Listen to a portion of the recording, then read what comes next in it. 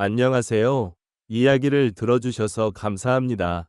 좋아요와 구독 잊지 마세요. 제가 군대를 가던 동안 집이 이사를 갔습니다. 경기도 외곽에 있는 신도시도 아니고 신도시 근처에 있는 지은 지 좀 된 아파트였습니다. 세대수도 많이 없고 조용한 거 하나는 좋았는데 저한테는 좋을 게 하나도 없었지요. 서울까지 한 번에 가는 버스가 있긴 있었지만 놀러 다니기 여간 불편한 게 말로 할 수 없을 정도였어요.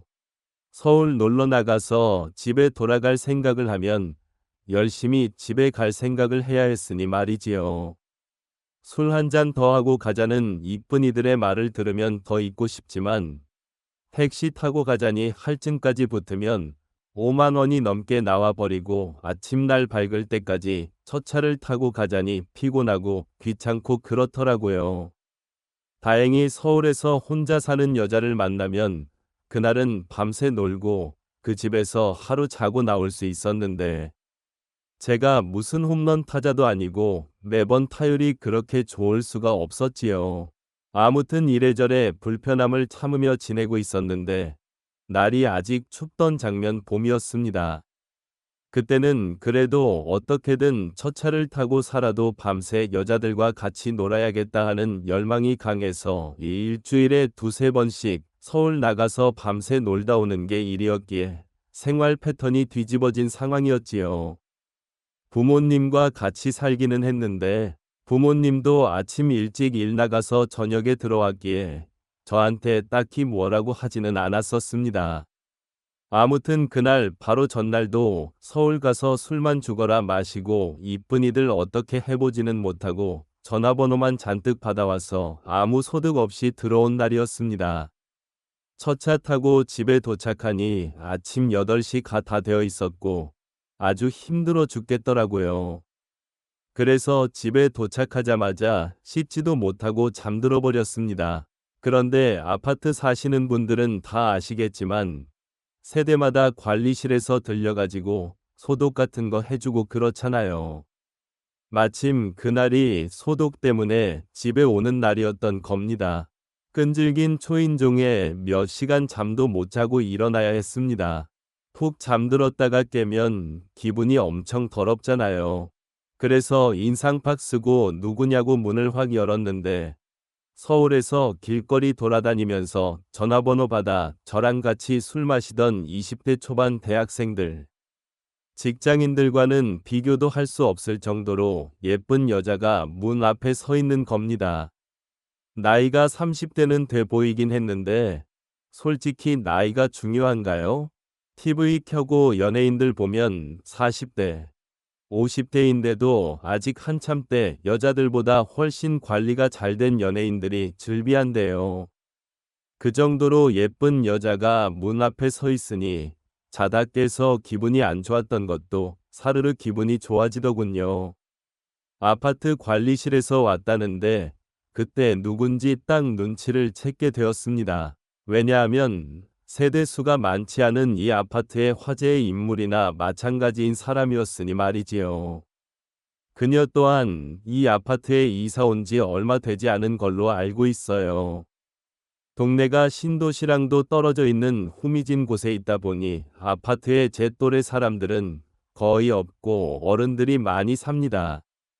그런데 이 여자가 이사 오고 나서 아주 분리수거할 때나 뭐 할 때나 엄청 아파트 사는 남자들한테 그렇게 꼬리를 치고 남자를 홀리고 다녔다는 거죠.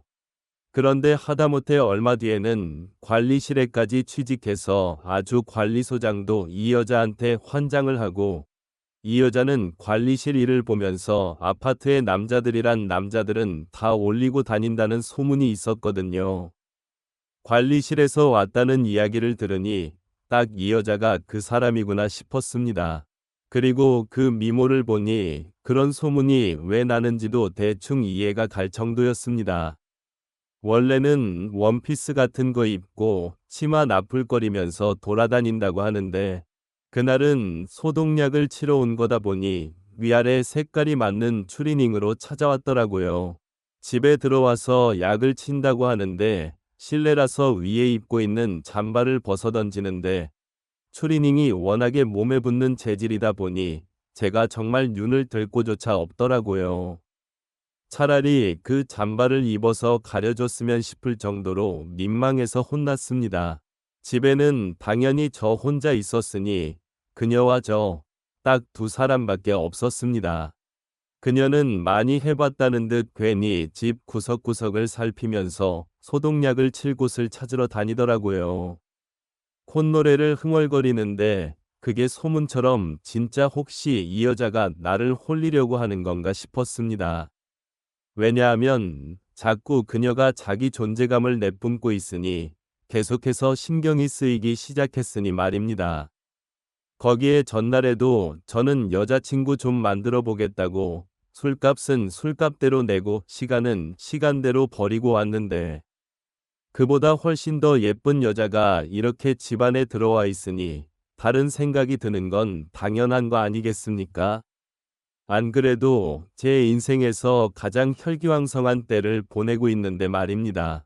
바닥 구석 안쪽에 약을 치는데 바닥에 달라붙어 누워서 뒤를 위로 쓱 올리고 있으니 그 자세 또한 저를 홀리게 만들려고 일부러 저러는 게 아닌가 싶었습니다. 즉 구석구석에 약을 치러 다니는데 어차피 부모님이 돌아오시려면 한참 반나절은 더 있어야 하니 저는 이미 머릿속에서 온갖 시나리오를 쓰고 있었습니다. 그런데 막상 그녀는 일에만 집중하고 있지 저는 있는 둥 없는 둥 신경도 하나도 안 쓴다는 걸 깨달았습니다. 이게 아닌데 싶었지요. 세상에 솔직히 이 아파트에 유일무이하게 있는 젊은 남자인 저였는데 그녀가 정말 남편이 출근한 사이 심심해서 단지 내 모든 남정네들을 구워 삶을 생각이면 그 중에서 제일 먼저 1순위가 제가 대화하는 거 아니겠습니까? 그런데 별로 저는 거들떠도 안 보니까 그때부터는 저도 가만히 있을 수가 없더라고요. 그녀가 집에 약을 다 치면 금방 떠나가 버릴 테니 그 5분도 안 걸리는 상황에 제가 어떻게든 묘수를 만들어내서 그녀와 인연을 다져나가야겠다는 생각이 들더군요. 때마침 그녀가 베란다 다용도실로 갔을 때 저한테 좀 도와줄 수 있냐며 손길을 요청하더군요. 보니까 다용도실 맨 안쪽에 약을 쳐야 하는데 그녀의 작은 키로는 팔이 닿지 않으니 딛고 올라갈 만한 게 필요하다고 하는 겁니다. 그래서 부엌에서 의자 하나 가지고 따라갔습니다. 그런데 그녀가 올라가니까 의자가 흔들거리더라고요.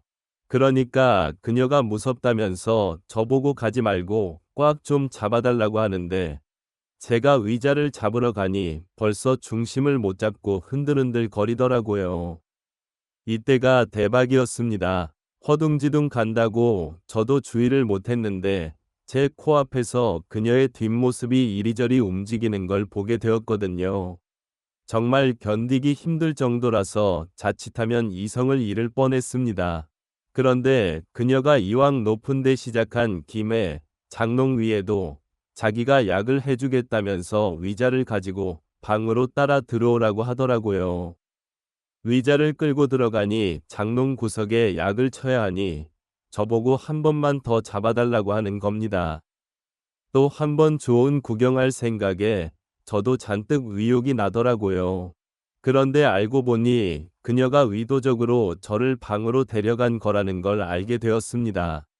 그녀가 의자가 흔들린다면서 꽉 잡아달라고 비명을 지르더라고요. 의자가 그런데 생각보다 튼튼한 의자라서 별로 흔들리지도 않고 저야 좋은 구경하니까 해달라는 대로 해주기는 하는데 사실 별로 꽉 잡아주고 할 것도 없었습니다. 그런데 그녀가 자기 혼자서 중심을 잃는 척을 하면서 자기 좀 잡아달라고 소리를 지르더라고요. 그리고는 누가 봐도 어색한 자세로 뒤에서 의자를 잡고 있는 저한테 안기듯이 떨어진 겁니다. 심지어 침대까지는 거리가 있었는데 그녀가 일부러 힘을 줘서 저를 침대가 있는 곳까지 몰아내고 그리고 나서 저를 침대로 밀치더라고요. 그리고 자연스럽게 그녀와 저는 눈이 마주치고 그리고 그 뒤에는 여러분들이 상상하는 그 상황이 되었습니다.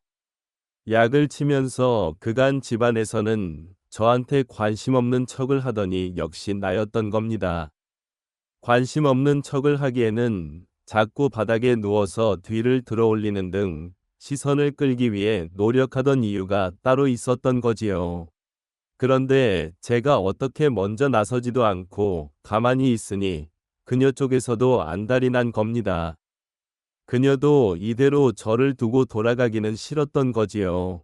아무래도 그동안 다른 사람들은 나이가 있다 보니 전부 다 그녀 쪽에 먼저 접근을 했었나 보더라고요.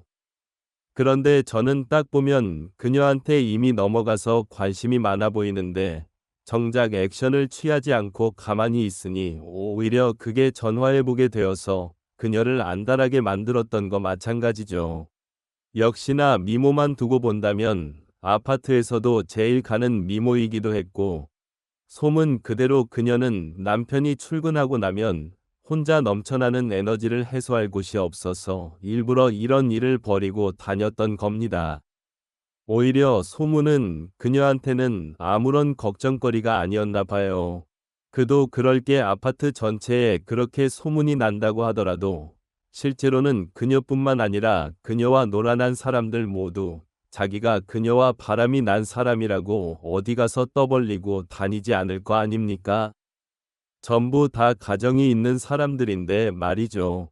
그래서 오히려 과장된 소문이 그녀가 아파트 내에서 다른 사람들한테 질투를 받고 있다는 알리바이가 돼버린 거죠. 오히려 그렇게 되니 그녀 입장에서는 더 자유로워진 거나 마찬가지였습니다. 그래서 한동안 제가 집에 있을 때 관리실에 연락해서 이것 좀 봐달라 저것 좀 봐달라 연락을 자주 했습니다. 그러면 어김없이 그녀가 봐주겠다고 찾아와서는 길게는 1시간에서 짧게는 30분씩 번갯불에 콩 구워서 돌아가거나 했지요. 그때부터 저 또한 서울에 나가 어떻게 여자들 만나보려는 걸 그만두게 되었습니다. 그도 그럴 게 그런 식의 만남이 반년 넘게 지속되었거든요. 그런데 그녀가 저를 떠나가게 된 건 정말 허무한 이유였습니다. 그녀가 저 말고도 아파트에 다른 사람들과 저랑 시간을 보내듯 하고 있는 건 이미 알고 있었어요. 어차피 밖에서 데이트도 못하는 상황이니 그녀에게 연애하고 싶은 감정을 느껴본 적은 따로 없었거든요. 그런데 저 말고 다른 남자들 중 한 명이 그녀와 연애를 하고 싶었나 봅니다. 소문으로만 무성해서 오히려 거짓말로 여겨졌던 그녀의 행동들이 그중 한 명이 이혼하고 그녀와 새 인생을 살겠다 떠들기 시작하면서 만천하에 드러나게 되었습니다. 그리고 그녀는 더 이상 그 아파트에서 살기 힘들어졌는지 그 소문이 실제로 터지자마자 관리실을 그만두고 또 한 달이 채 지나지 않아 이사를 나가버렸습니다. 그녀와 마르고 닳도록 보낸 시간들 때문에 그랬나 그녀가 사라져버리니 더 이상 저도 이 외진 구석동 내에서 살면 안 되겠다는 생각이 들더라고요. 그래서 그때 정신 차리고 공부를 시작해서 회사도 생기고 좋은 직장을 구해 서울에 자리 잡게 되었습니다. 이러나 저러나 저는 그녀 덕분에 진짜 제대로 된 남자가 되고 좋은 직장도 생겼고 어떻게 보면 인생이 180도 달라지게 되었습니다. 지금도 그 미모가 여전할지 싶고 그 버릇을 못 고쳤나 싶네요. 혹시나 기회가 된다면 같은 아파트에 또 한 번 살았으면 합니다. 이번에도 연애까지는 하지 않겠지만 그래도 그때 다하지 못했던 아쉬운 시간들을 다시 제대로 한번 즐겨보고 싶네요. 이야기는 여기까지입니다. 들어주셔서 감사합니다. 재미있는 이야기를 놓치지 않도록 좋아요, 공유, 구독 잊지 마세요. 잊지 마세요. 잊지 마